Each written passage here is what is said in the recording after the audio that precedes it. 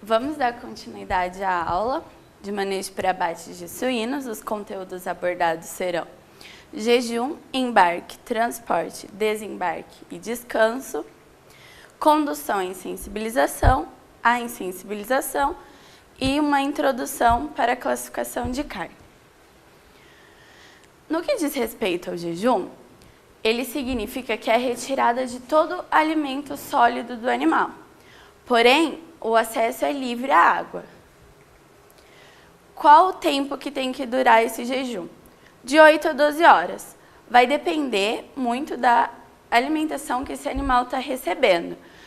E ele não deve ultrapassar nunca 24 horas, pois além de ser uma situação de mal-estar para esse animal, ainda vai prejudicar na qualidade da carcaça. Ele vai ter uma perca de peso relacionado a esse jejum. E por que, então, fazer esse jejum? Para evitar os vômitos, a congestão durante o transporte e a asfixia desse animal, que pode levar à morte. E a contaminação das carcaças no frigorífico, porque na hora da evisceração pode romper alguma víscera e se ela estiver cheia vai extravasar para a carcaça, contaminando a carcaça. Então você, como profissional formado, vai ter que estar atento a esse período de jejum. Se você for um produtor ou um assistente, você tem que ter noção da programação, de qual vai ser o horário que esse animal vai ser embarcado, para tirar a alimentação no horário certo. No embarque dos animais, que vai ser a condução da baia até o caminhão. Você tem que fazer isso com a máxima calma e tranquilidade e em grupos pequenos. A gente sempre deve lembrar que o suíno ele é um animal pesado. Ele vai estar no final da terminação com 110 quilos. E eles são sedentários, eles passam a vida inteira numa baia. Então, eles não têm muita movimentação. A movimentação dele vai ser justamente nesse momento. Então, você sempre tem que ter calma, porque eles são curiosos, eles vão parar para cheirar alguma coisa, você espera, ele vai ver e vai continuar. Não precisa dar chute, tapa, grito, nada. E uma coisa que você pode usar bastante é a tábua de manejo, que é essa tábua aqui. Ela vai te ajudar a conduzir esses animais, porque eles não vão tentar ir na direção oposta e vão seguir o fluxo. Pode usar chocalho também, que nada mais é que uma garrafa PET com algumas pedras, que vai fazer barulho. Então, você faz o chocalho do lado dos animais e eles vão seguir o destino deles. E também o contato físico com a mão no flanco do animal, que é só o toque no animal. Não precisa ser um tapa, alguma coisa. Você vai encostar no animal e ele vai andar.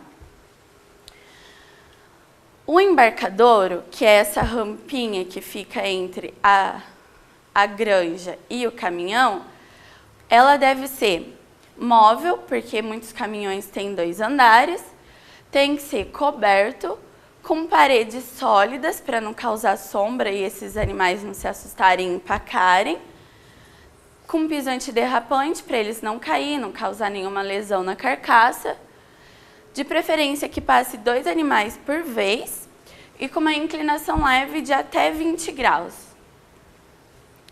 E nunca mistura lotes. Então, se tem uma baia com 5 animais, dentro do caminhão você vai deixar esses 5 animais separados.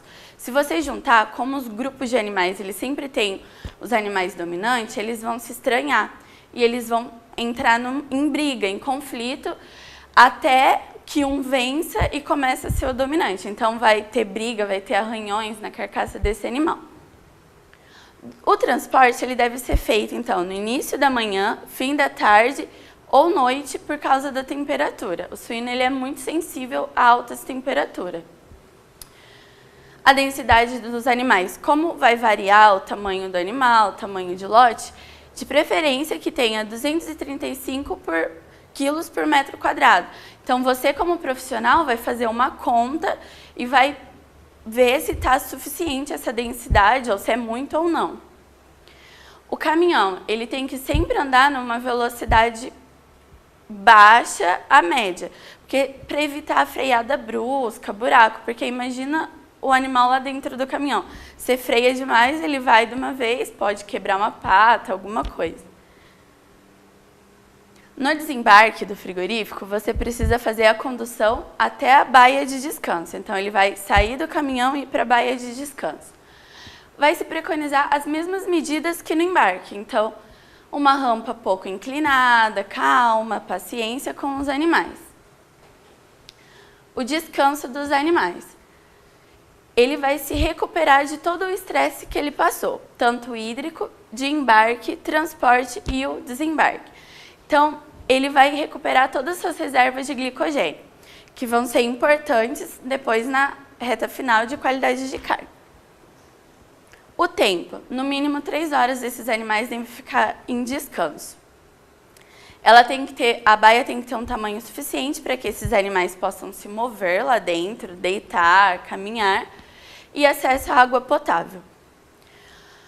Também nessas baias são realizados banhos e aspersões, o banho para minimizar a sujeira e limpeza e também minimizar a temperatura. Os aspersores são ligados quando a temperatura está muito alta para dar um conforto térmico para esse animal.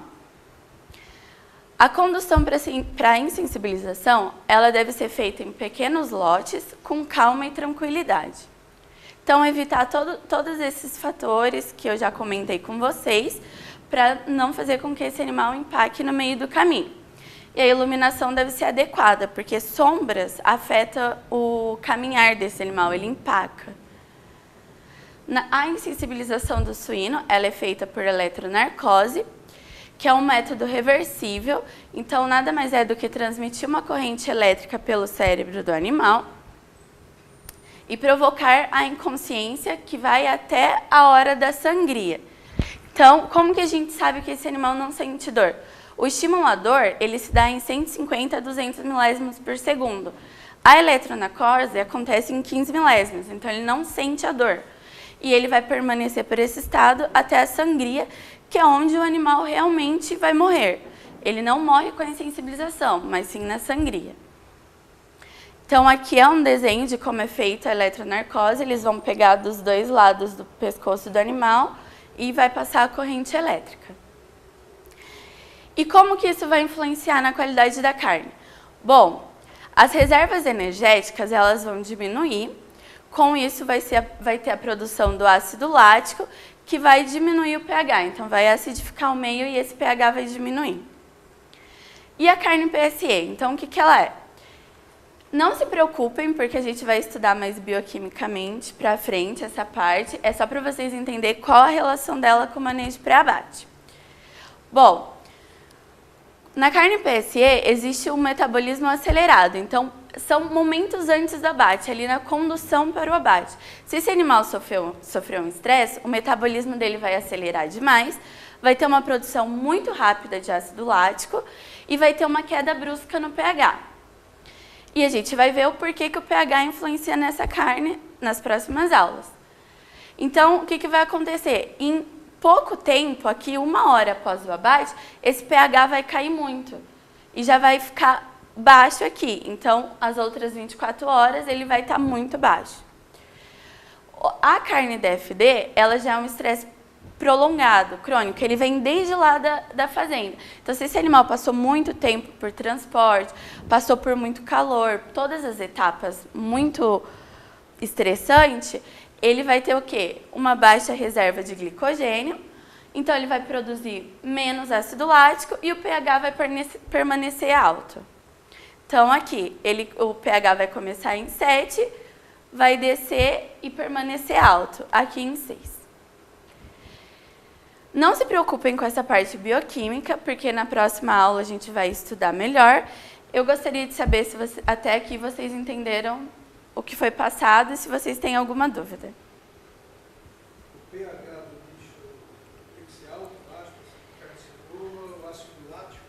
Para carne ser normal, deixa eu ver se nesse daqui aparece. Ah, não. O pH final da carne, o pH do músculo em vivo é 7,2, 7. O pH final ideal é que ele finalize em 5,6, 5,7. É um pH ótimo para essa carne. E a queda dele, ela deve ser contínua, ela vai caindo aos poucos. Ela não cai bruscamente, que nem na PSE, que ela já chega a 5,4, que já é menor que o pH final. Então, ela já é muito baixo no início. E o DFD, ele é muito alto, ele termina em 6. Então, isso vão dar diferenças na qualidade da carne. O pH vai influenciar em inúmeros fatores, como cor, exudação, que vai fazer toda a diferença na qualidade da carne. E tudo isso tem a ver com a morte do bicho? Com o estresse que ele sofreu antes. Antes da morte, que é o estresse do manejo de pré-abate. Se ele foi um estresse prolongado, que ele teve as reservas de glicogênio, é a energia do músculo, ela é guardada em forma de glicogênio no músculo. Então, se ele usa toda essa reserva, depois do abate, quando tem o corte do oxigênio, porque você faz a sangria, não tem mais oxigênio passando pelo corpo, ele vai usar esse glicogênio. Se ele não tem, ele não consegue baixar o pH. E se ele usa demais, muito rápido, ele abaixa o pH muito rápido. E isso vai acarretar em várias consequências bioquímicas que vão afetar na qualidade da carne. Não pode. São duas coisas em conjunto. Vem o bem-estar, que se preconiza que esse animal não sofra durante todas essas etapas. E isso vai influenciar na qualidade da carne. Então, é tão importante para o bem-estar do animal quanto para a qualidade da carne, para o produtor e para o frigorífico.